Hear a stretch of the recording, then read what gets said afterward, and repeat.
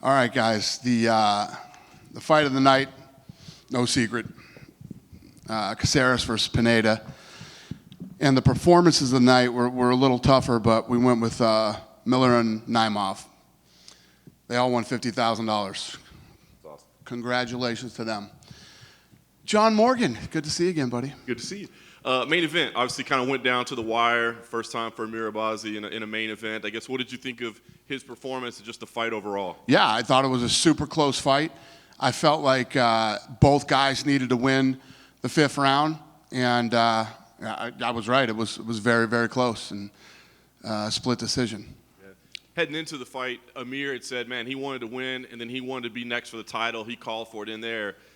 Is that the type of performance you think could get him a title shot? Well, I mean, you know, when you talk about performance, you know, as a fight fan, forget about, you know, my position in the company as a fight fan. I would have liked to have seen a lot more, you know, both guys be more aggressive. But when you look at who he's fighting, I mean, to be fair too, I mean, some of the grappling in that fight was unbelievable. Like, serious high-level grappling by both guys. It was a good fight. It was a solid, good fight. What is he, ranked number 7? 7 coming in, yeah. Yeah, coming in and taking on, you know, beat number 3. One of the top 3 guys in the world. Yeah.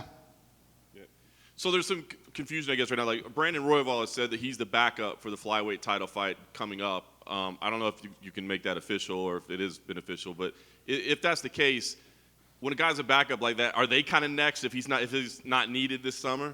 I mean, there's no guarantees that anybody's next. You know what I mean? There's a lot of things that are factored into who's next. There's so much shit that goes on behind the scenes, and you know, no. Long-winded answer, no. I mean, not to mention, we still got to have the title fight first anyway, right? See what happens. Exactly. But one other thing I did want to ask you about the flyweight division, have you gotten any firm commitment from Davison Figueiredo? There was talk about moving to bantamweight and then saying... I have no idea what's going on with any of that shit, no. Fair enough. I mean, you guys know as much as I know with that. You know, we come out and make an announcement, and the guy's like, oh, no, that's not true. You think we'd come out and make an announcement if it wasn't true and we didn't have absolute positive confirmation? You know how we are. I don't even like to talk about all that shit. But this is the kind of stuff that happens sometimes, and you know, it's part of the deal. Did want to ask you about the obvious fight of the night. Just what you thought of Caceres and Pineda. I mean, have you interviewed any of those guys yet? Either one of those guys? Caceres came back during the main event. Yeah.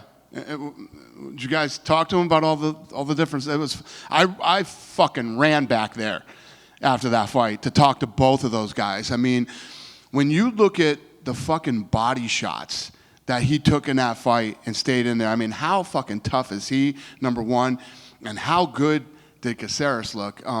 You know, and he was saying the arm bar, he didn't have the arm bar. He said he never had it. He never felt threatened by the arm bar, but the Kimura, he thought he had him with the Kimura. He just barely got out of that. He said he wasn't really worried about his power. He felt his power and wasn't worried about it. It was a fascinating conversation with both guys. But Pineda was just super upset with the fact that he lost the fight. And but what a fight! Incredible fight, fun.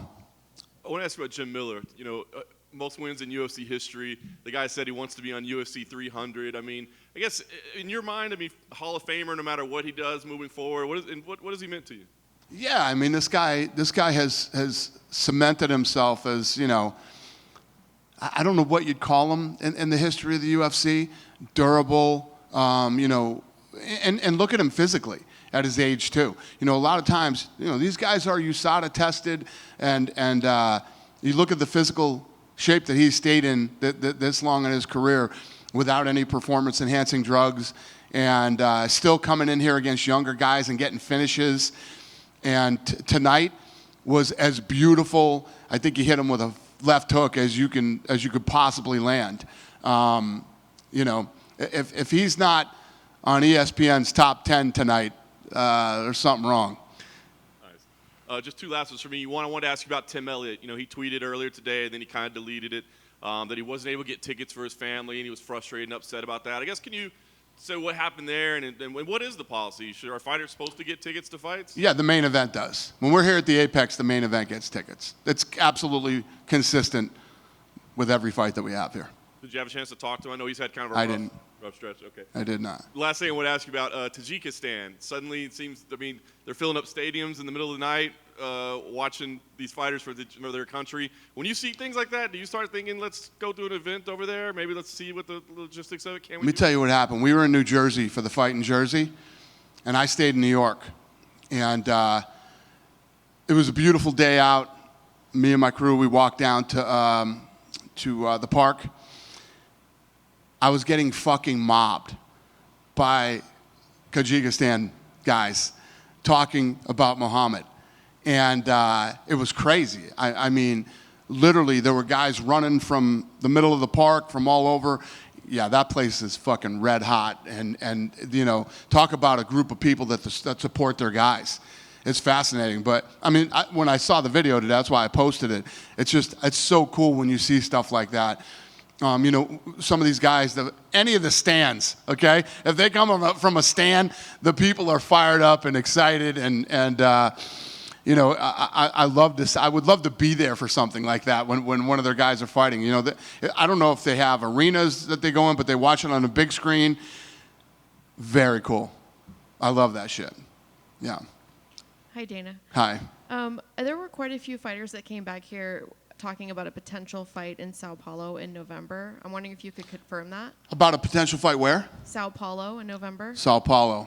I don't know yet. And do you have any update on Jon Jones? I know there's been a lot of talk about maybe matching him with Sergey instead of Stipe. Is there anything you can give us on that? Yeah, you know, some of the fights that are happening, people keep asking us about the fights that are happening in the fall. We're still making fights for the summer, you know what I mean? Obviously, we have plans and targets and what we would like to happen, and you guys are already aware. I would like November, Jon Jones to fight somebody in Madison Square Garden.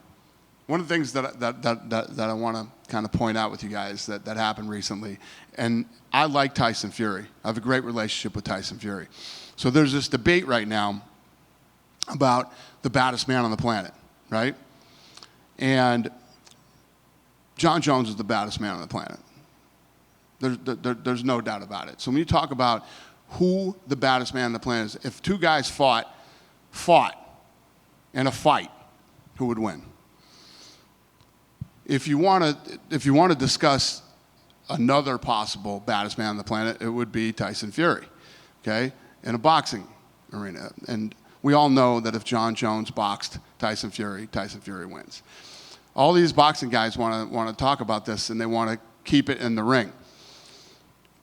I'm telling Tyson Fury, whom I respect very much, if you really want to find out who the baddest man on the planet is, I will make that fight. I will make Jon Jones versus Tyson Fury in the octagon. And you know, we'll figure out. We figured out how to pay Floyd. We'll figure out how to pay you too, Tyson. So the offer is out there. If you want to do it in the UFC, I know he was messing around with MMA for a little while there. Let's do it. Let's answer the question. But these guys aren't boxing. It's just for these guys to go in and box. You either want to fight. You want the title of baddest man on the planet. Let's do it. I'm in. Would you prefer that fight over Stipe? No. I'm just saying. This is out there right now. I know he just called Joe Rogan a dickhead or something, you know, because Rogan said that Jon Jones would win. I'm saying instead of, you know, speculating, we could all talk about this forever. There's only one way to find out. Let's do it. I'm willing to do it. Tyson can call me himself. He has my number. We have a good relationship. Or Tyson's people can call me and we'll get it done. Going back to Jim Miller, and you look at some of the numbers, you know, the first to reach 25 wins, he now has 42 fights and all these crazy longevity records. Do you think that's going to be harder and harder for fighters to match in the future going forward, just for the way that the sport evolves and the talent levels? Are these numbers going to be numbers that we think once they get established, they might never get broke? It's a great question. It's a great question because when you think about, baseball, the NFL, and all this stuff, it's like, what quarterback is going to break Tom Brady's records? You know what I mean? What quarterback is going to be around as long as Tom Brady? The difference is like Brady is looked at as the greatest football player to ever play. Jim Miller is doing astonishing things in the fight business. It's so same but different. You know what I mean?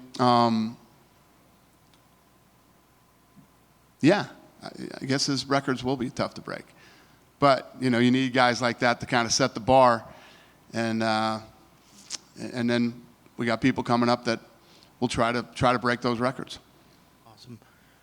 Alex Pajea said recently that a light heavyweight title shot is guaranteed if he beats Jan Blachowicz at UFC 291. Is that true? Nothing is ever guaranteed.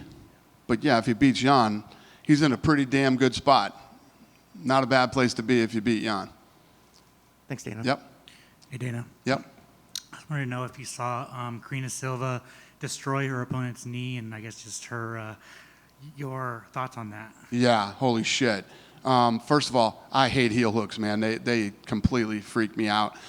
If anybody ever put me in a heel hook, I would tap before they even put any pressure on it. But the way she sort of transitioned into that heel hook was very impressive, and I actually think it happened a little too fast for her to tap. But yeah, very impressed. Actually, she was on the list tonight for bonuses too. She didn't make the 50, but we're going to take care of her. There's, her and then Natalia Silva, two Brazilian flyweights that are just monsters, and they're showing that, they deserve a step up. Are those two girls, someone that you can, bring to Brazil and kind of showcase them? You're asking if we go to Brazil to showcase them? Yeah. I mean, obviously, when we go to Brazil, you want Brazilian talent on there. So yes, they would be definitely. Andrei Arlovsky suffered a TKO loss. I just wanted your thoughts on that. And do you think it's maybe time for him to hang it up? Well, he just bought me a really nice gun. He can do whatever he wants to do. Yeah, no, I love Andre. He's a good dude. He's been around for a long time, and yes, I agree. He should start considering, winding it down here. Returning to Canada next week, how excited are you to finally get back there? Yeah, I'm really excited about it. It's been like 3 years since we've been to Canada before the whole COVID thing, and it's such a great, fun market for us. It always has been. So it's going to be good to get back up there. What are your thoughts on the main event? What's what? What are your thoughts on the main event? We were just talking about the main event tonight in my room back here. We were, the thing that I love about it is obviously Amanda Nunes is so badass and Aldana is such a savage. You know what I mean? I think it's going to be one of those fights where how hungry is Amanda still, Amanda's got a lot of money. She's got a great life. She's got a family now. Is she still the same killer with the same killer instinct that she had when she got the title? Because we know Aldana is. We know what to expect from Aldana. Aldana's going to come in, blood and guts, fucking, moving forward and doing everything to try to win, which makes for a very fun fight. Beneil Dariush Charles. Is it safe to say the winner of that gets Islam next? I mean, I guess, you always say timing is everything, so but I mean, is it kind of safe to say that they get it? And I mean, but Charles did fight, he lost, so so if he wins, it's kind of weird. That's a good question. And I don't ever like to talk about this stuff until the fights happen. You know what I mean? And then I don't want to talk about it right after the fight happens. So I don't know when we'll talk about this, but yeah, listen, a win would be very good for him. I just wanted your thoughts on the PFL. They came to Vegas, 10 fighters popped for illegal substances. I just wanted your kind of thoughts on that. Yeah, I mean, it's a tough position to be in, with their format. Like I said to you guys last time, I have no beef with the PFL. These guys have always been, very professional, and I don't even know anybody over there, let alone dislike anybody over there. So yeah, they're in a tough spot, but that's the business. I mean, this is the business that we're in, and especially when you're just starting out. I know they've been around for a minute, but still a young company. I mean, it's like what just happened to me with Power Slap. Until you can get drug testing, like serious drug testing, in the house, you're going to have problems. And it's in your benefit to do it. I mean, it's not, you know, I bet they don't go running back to Vegas anytime soon. That's for sure. They're probably going to stay out of Sin City for a little bit. 2 rumored events. An event going to Nashville. Is that in the works? We're talking about Nashville, yeah. Is there a chance that Corey Sanhagen versus Umar Nurmagomedov headlines that? Did we announce that? No, but it's out there. I don't know. Is that what you want? I think so. All right. And then finally, another one, Singapore later in the year. There's talk that Max Holloway versus the Korean Zombie might be on top of that card. Is that something that's in the works? You want that fight too? Yeah, sure. Love when you guys try to lead me down the path to announce something we haven't announced yet. That is a possibility. Yes, that could happen. Thank you. Thank you. You guys done with me? Go ahead, buddy. Karine Silva, the Brazilian fighter, she fought her second fight tonight, and she won both victories by finish, by submission. I know just 2 fights, but maybe it's too early for that. But how do you see her, so far at least, her beginning in the UFC, and how do you see her future? Like when you see, you have been doing that for 20 years, but how do you see when you see a fighter like that, so aggressive? Her future looks pretty damn good to me. She's a beast. Like I was saying earlier, that transition to that heel hook was so fast and so nasty. I hate to see anybody get caught in a heel hook. It's and you know, not tap in time. It's a minimum 9 months. You know what I mean? When you got to mess around with your knee, and it sucks. But for her, yes, I don't want to go off on the other way here, but for her, absolute savage, beast, yeah. Her future looks pretty good. You did mention that she was close to get the bonus, and how close was she to get the bonus? I mean, was she the number 5 or something like that? How does it? Well, yeah, she's gonna get a bonus. She just didn't get the 50,000. I mean, when you look at, you know, Mohammed came in on late notice and got a finish, and Jim Miller's old as hell and pulls off fucking unbelievable, I mean, 1-punch knockout left hook against a young, tough guy. And her submission was beautiful. And there's no doubt that, you know, sometimes we'll do all bonuses, but there's no way in hell you can't give Caceres and Pineda fight of the night. I mean, that was an absolute dogfight. Pineda was tough as nails and ate some of the... How about when Caceres stepped over and hit him with the body shot after he'd already hurt him to the... I mean, you don't not give those guys fight of the night. So you have to make these tough decisions sometimes, but we'll take care of her. And, yeah, I don't think she'll be disappointed. Okay, my last question about Karine. She was just using Twitter to say that because she didn't fight for 1 year, many reasons, but now she's asking to fight August or maybe September, even tag UFC. I know you don't make fights after the fight. But you want me to? I would love, but I know you are not going to do it. But I mean, just asking, is it too early for her? Do you think you can see that happening? Like she's fighting August, maybe September? Yeah, I mean, she came out of that thing pretty much unscathed, came out on top.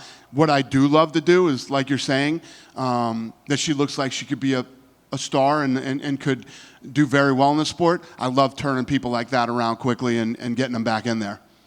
So, yeah, that could happen. Perfect. My last question, guys. She did ask you about UFC Brazil, right? You don't know if it's happening or not. But the same rumor says that Jailton Almeida is fighting Curtis Blades.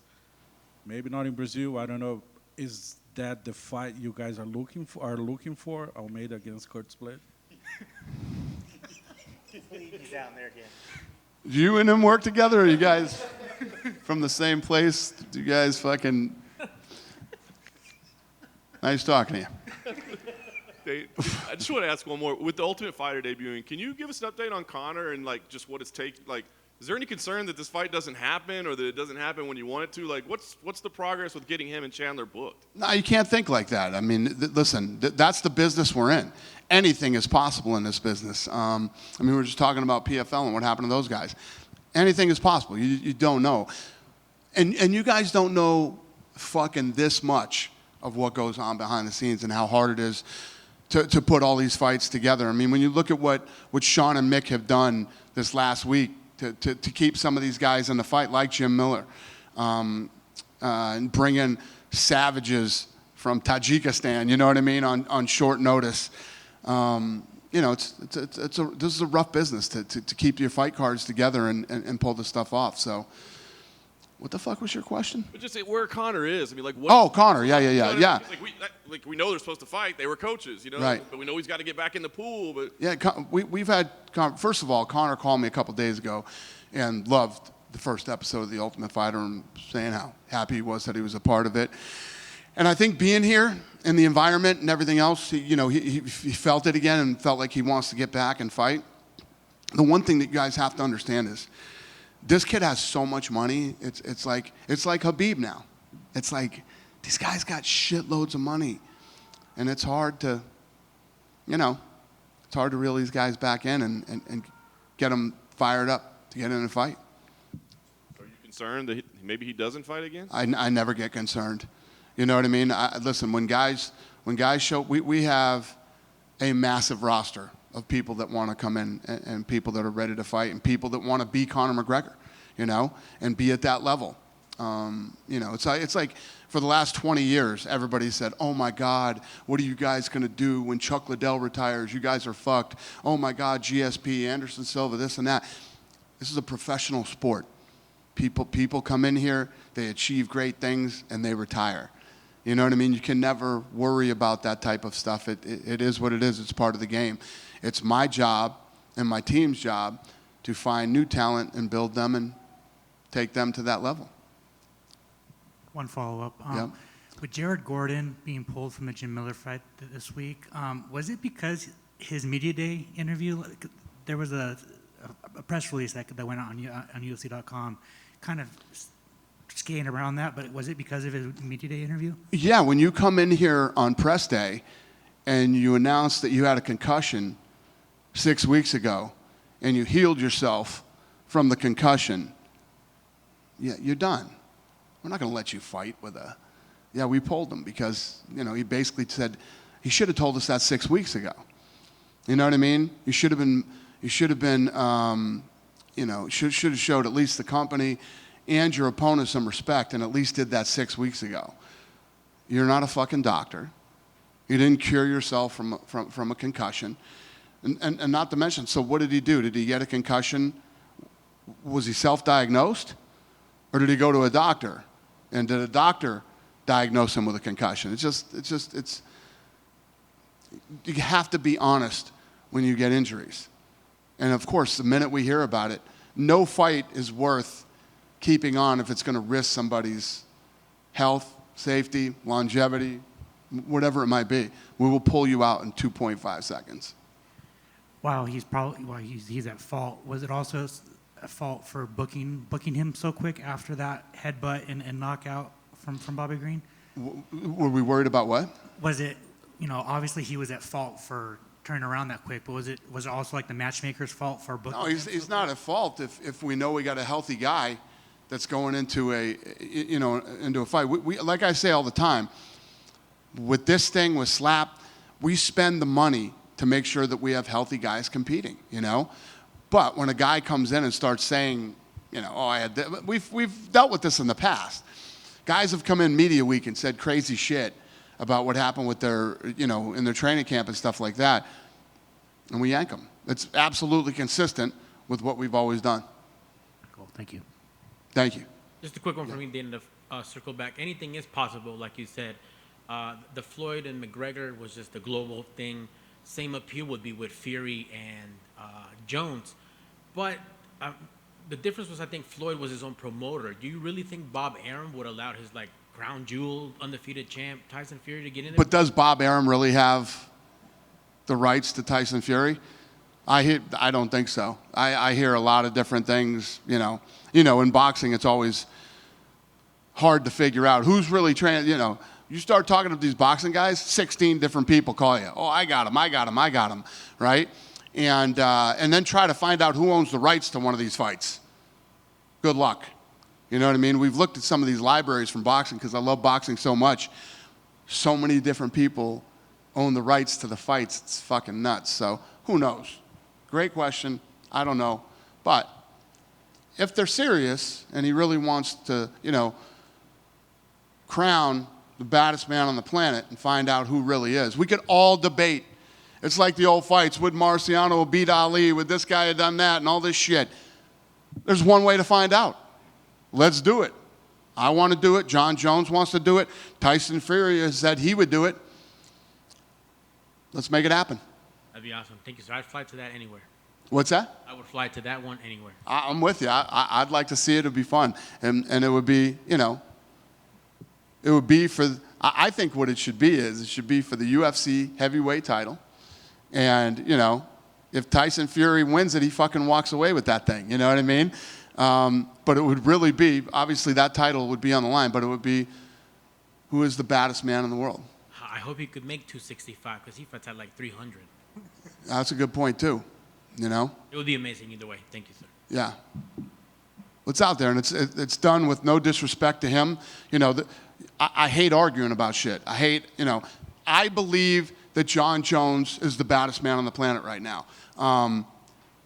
The other argument you could make is Tyson Fury. So if they really, let's not argue about it. Let's not call each other names and shit. Let's do it. Let's do it. Good night, you guys. Thank you.